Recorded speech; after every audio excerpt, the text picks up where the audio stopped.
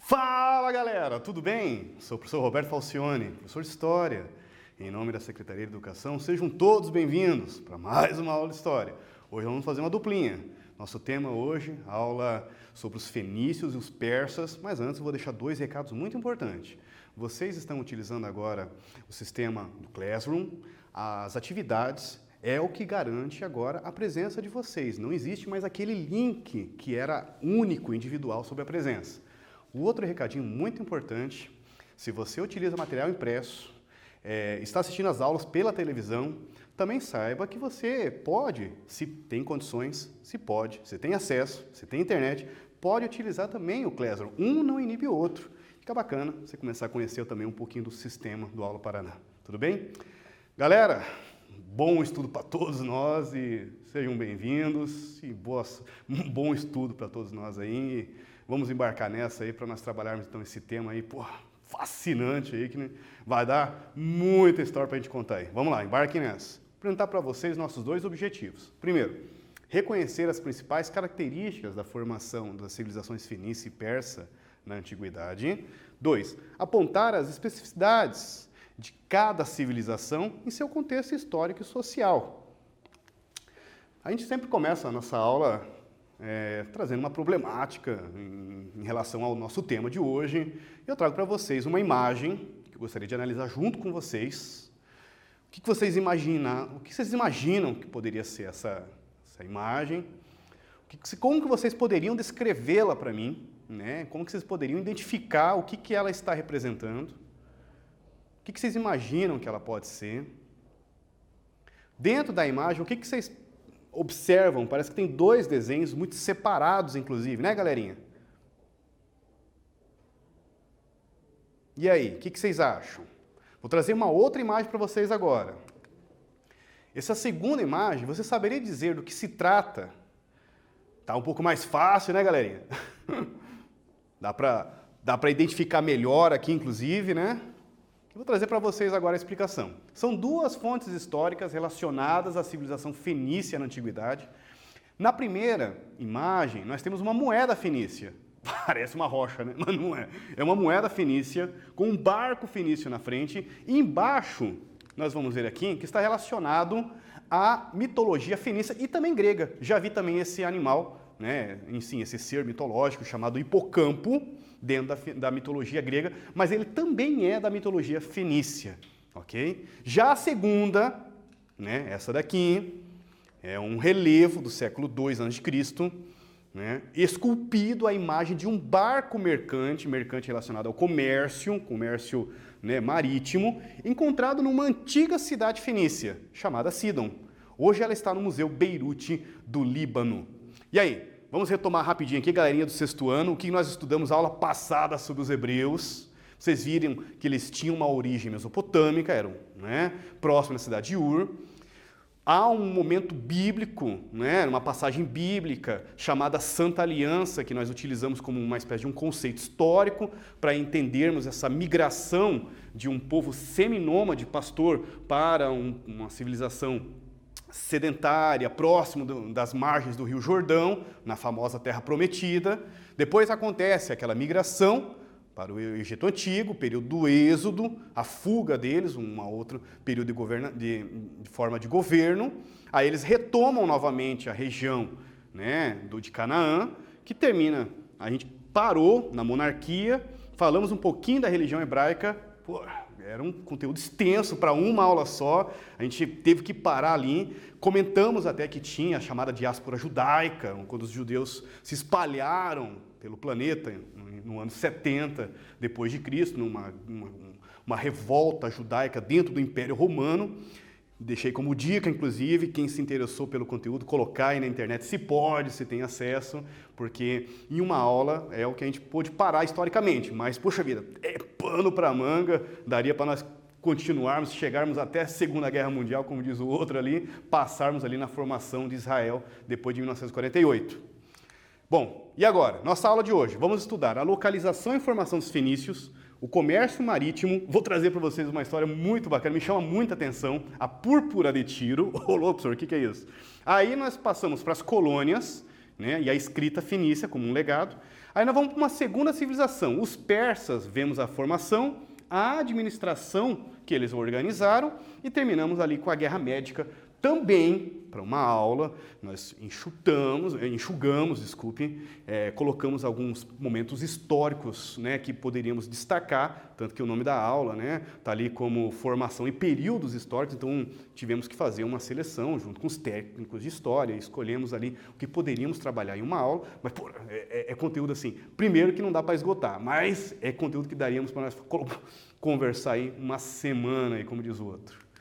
Bom, vamos iniciar então. O primeiro slide nosso está falando aqui dos fenícios. Eles estão hoje no atual Líbano. Eu trouxe para vocês uma imagem super bacana, né, do Google Earth, da parte do mapa, e que ele está destacando inclusive o Egito. Vocês lembram, galerinha? A gente trabalhou o Egito antigo, está aqui o Rio Nilo, passou aqui o Mar Vermelho, como diz o outro. Olha que Jerusalém, Israel, a região de Canaã. E os fenícios estão acima, muito próximo, inclusive, daquela civilização que vocês estudaram comigo na aula passada, que é o atual Líbano. É um país muito pequeno. Aqui está o mapa deles, a bandeira deles. E no centro da bandeira é um símbolo, inclusive, Líbano, né, que é uma árvore chamada cedro. Daqui a pouquinho nós vamos discutir. Ô, professor, é o cedro que a gente tem aqui no Paraná também? Eu tenho uma mesa lá em casa. Pois é, eu tenho uma porta de cedrinho, inclusive, uma madeira até resistente, mas essa aqui, olha, foi fundamental para a formação da civilização fenícia. Aqui está mais focado na região deles. Eu gostaria de destacar nesse mapa para vocês a região de baixo de Israel, que vocês estudaram, a região de Canaã, da civilização hebraica, e em cima estão os fenícios.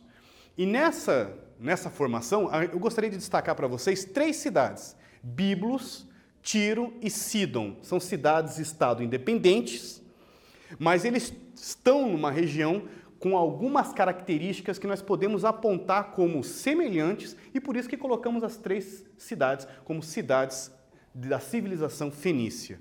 Há 3.000 anos atrás, os fenícios já ocupavam a costa oriental do Mar Mediterrâneo. Aqui está o Mar Mediterrâneo, todo esse gigante, como diriam os romanos, Mare Nostrum, e a disputa por esse mar é fundamental, porque ele liga o Egito, ele liga, como diz o outro aqui, os hebreus, liga a parte europeia aqui em cima, ele liga todo o continente asiático, ele é uma conexão fundamental para transporte, para o comércio na antiguidade, e até hoje, inclusive.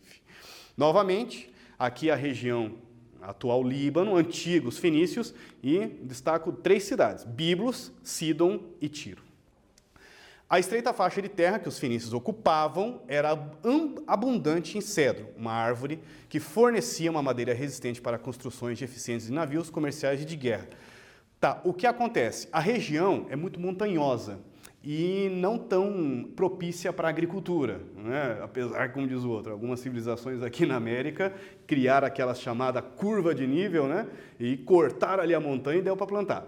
É de um nível de dificuldade muito grande fazer isso, e os fenícios focaram para uma outra forma de atividade, que foi, no caso, o comércio marítimo, graças a essa árvore chamada cedro, que vai fornecer para eles uma madeira fundamental para construir navios eficientes, resistentes, mais fortes, né, para superar a comparação com outros navios das civilizações. Isso faz muita diferença, segundo o nosso estudo, junto com o professor Boulos, aí, que nos auxiliou. Aqui, no caso, foi o professor Ronaldo Vanfas, que nós tiramos a referência. Aqui, esse texto aqui é de 12 ao século 8 a.C., o auge das cidades fenícias. E eu trago para vocês aqui a primeira atividade. Foque nessa questão da árvore do cedro. A região não é muito propícia para a agricultura porque nós temos um problema não é um problema, né? É uma característica geográfica de planaltos, de montanhas, dificulta, né, o plantio. E eles, então, é uma civilização que, em vez de focar na agricultura, diferente dos egípcios que nós vimos, né? Os mesopotâmicos, até mesmo os hebreus, no período próximo ao Rio Jordão, passam de pastores para agricultores. Fica agora essa nova civilização trazendo uma outra forma de trabalhar. Vocês vão ter uns minutinhos para responder? Daqui a pouquinho nós voltamos aí.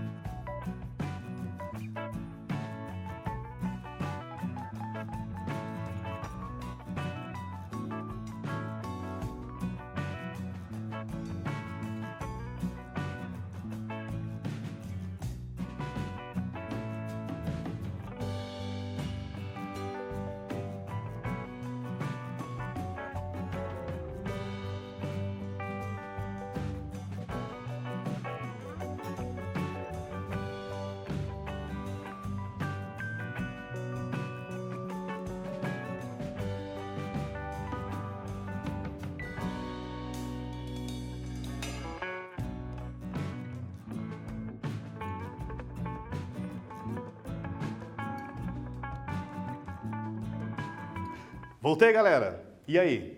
O que vocês responderam? Vamos corrigir juntos? No atual Líbano, aqui está perguntando sobre a localização, a região da antiga civilização fenícia. Então, vocês teriam que apontar que está no atual Líbano, continente asiático, né, ali na costa litorânea do mar Mediterrâneo. Aí está perguntando, como que era a região fenícia também? O aspecto geográfico, o professor pediu, o desenvolvimento marítimo influenciou? Será essa questão geográfica? É uma região montanhosa, né, inapropriada, não é que é inapropriada, mas dificulta. Vai plantar numa montanha, meu filho, para agricultura, mas rica em cedro. A árvore com uma madeira resistente para a construção de navios eficientes. Fenícios, comércio marítimo. Entre o século XII a 8 a.C., os fenícios se tornaram um dos principais comerciantes e navegadores do mar Mediterrâneo. Pô, eu faço uma adendo aqui. Diz que também eles eram muito famosos na história por serem grandes piratas.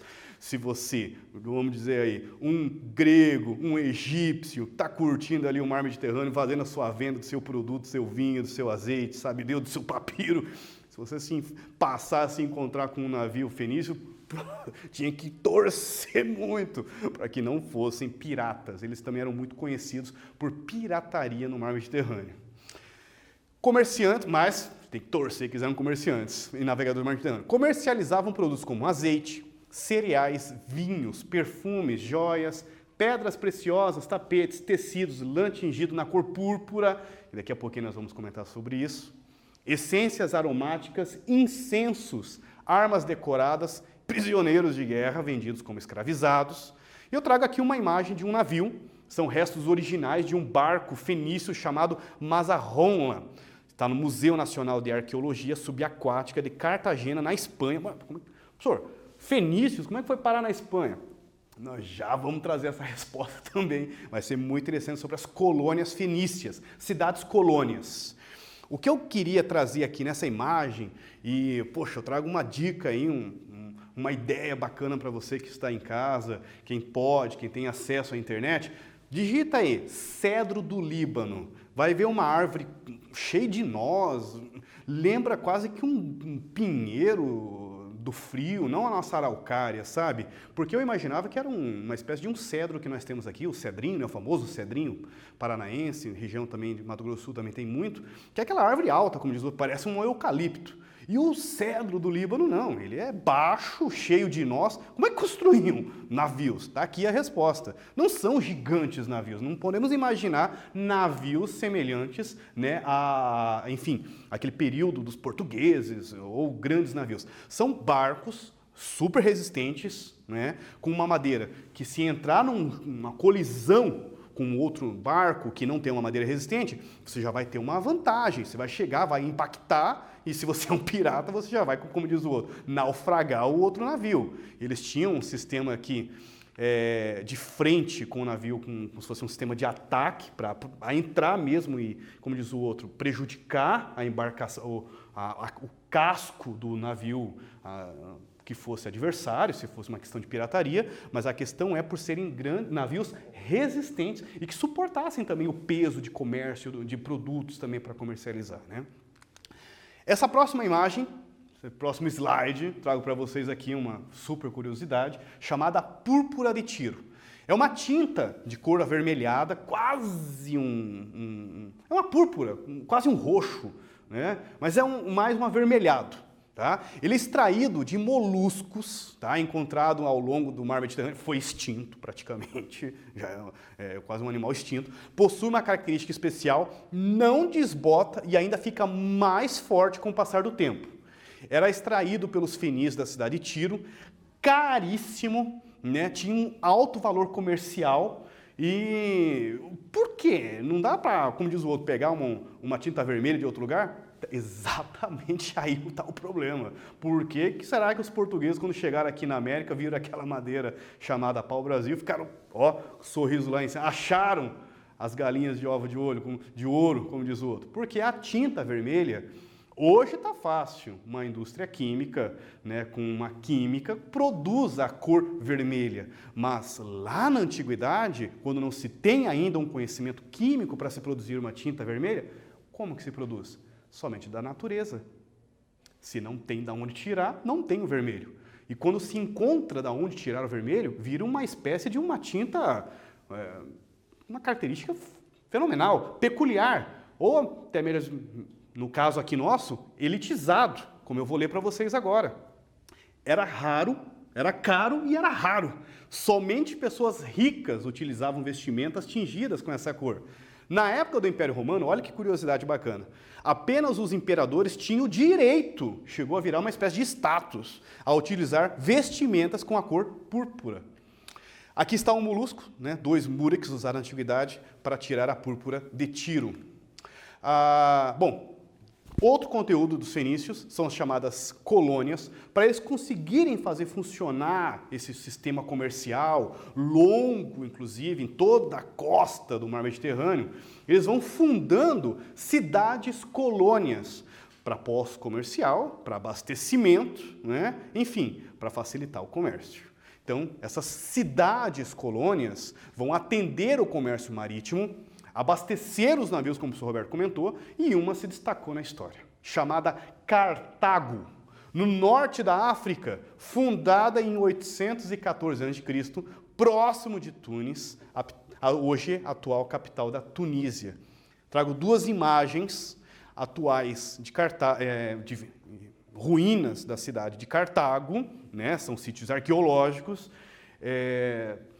Próximas aulas, nós vamos entrar aí mais para frente, vai ter, enfim, uma grande guerra, inclusive, entre Cartago e os romanos, e, poxa, é um tema aí que também traz um pano para a manga para a gente. Aqui, então, estão as rotas. Olha onde está a cidade de Cartago. No norte da África, os fenícios estão aqui, as 3 principais cidades, Biblos, Sidon e Tiro. E eles vão fazendo toda essa expansão comercial, fundando cidades. Lembra daquele navio, no início da nossa aula, que foi encontrado na Espanha? Por que foi encontrado na Espanha? Porque eles dominaram praticamente a costa do mar Mediterrâneo. Né? Aqui está a região ibérica, a região hispânica, né? A atual Espanha, e eles também colonizaram essa região e tiveram, então, deixando seus vestígios, enfim, seus sítios arqueológicos, seus barcos que passaram por ali também. Rotas comerciais, cidades-colônias. Novamente, trago mais uma imagem. Aqui, ó, Cartagena é uma região da Espanha. Tá aqui. Eles também estiveram aqui. A parte da Itália, eles também estiveram. Comercializavam com o Egito. Olha que bacana os produtos da onde eles vão comprando o Egito, como diz o outro, vende para o outro. Se eles têm um produto, vende. Né? Então eles fazem uma troca comercial. É aí que eles vão se enriquecer, fundando também essas cidades. Né? Então, ó, cereais, cobre, enfim, um inúmero, né? Uma lista gigante, até perfume, produtos, tudo eles vendiam na época da antiguidade.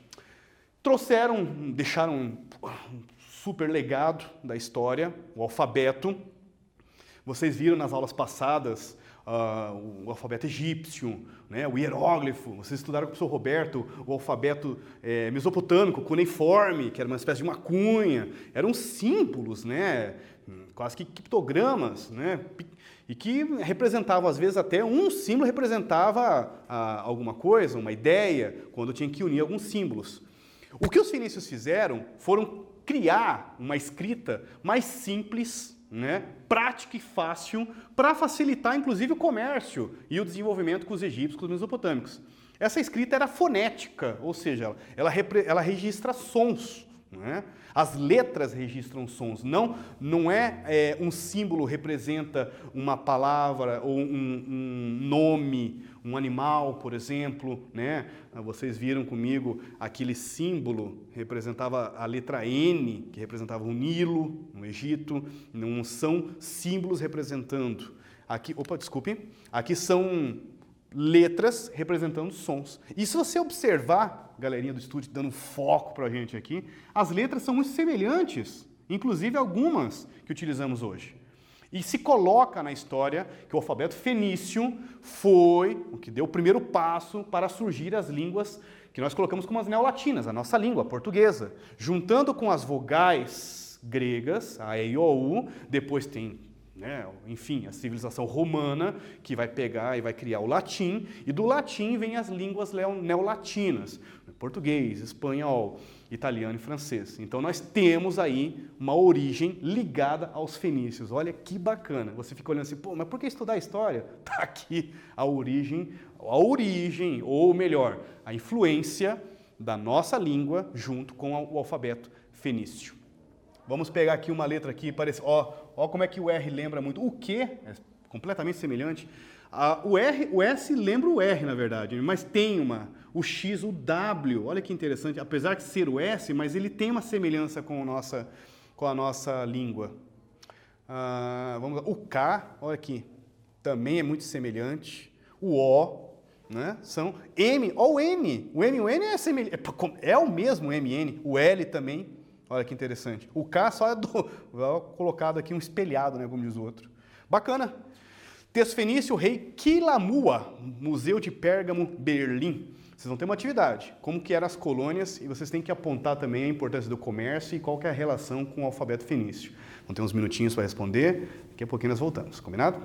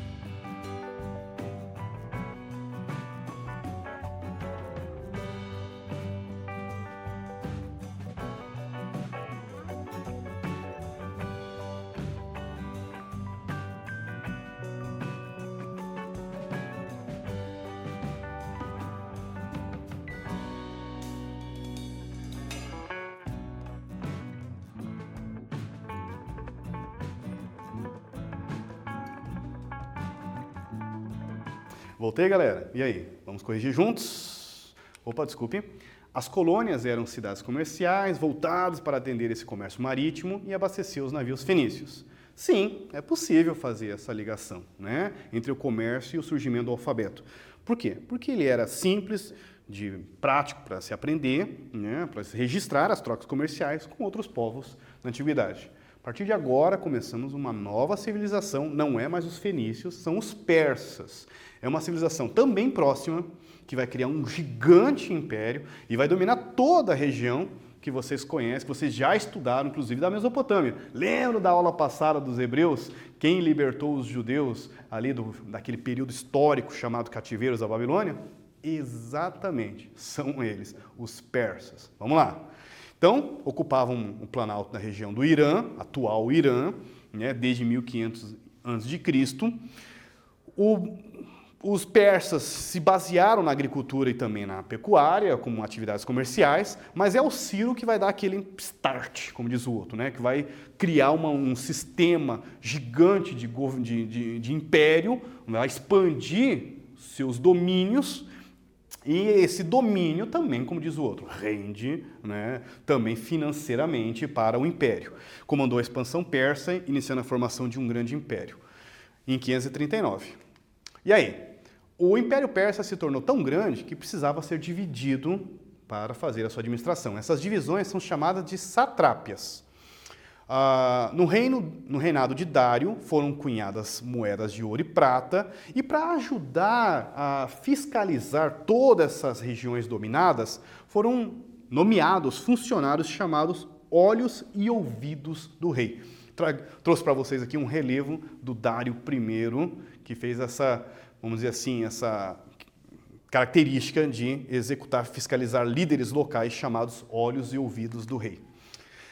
A capital, uma das capitais do Império Persa, foi Persépolis, nome bem sugestivo, tá fácil para vocês, não vão me errar essa, hein? Atual Irã, né?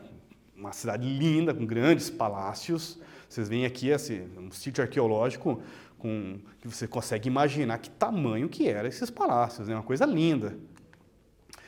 Houve uma grande guerra, os persas, para expandir seu território, eles acabam entrando em conflito com os gregos para disputar também o comércio marítimo do mar Mediterrâneo, e os persas acabam, então, tendo um conflito com os gregos após a cidade de Mileto se rebelar, em 490, e, enfim, essa guerra é marcada por batalhas vencidas de ambos os lados. Os persas vencem umas, os gregos vencem outras. Não vou entrar em detalhes aí, porque mais para frente vocês vão estudar comigo esse conteúdo, as guerras médicas, vai ser bacana, se preparem.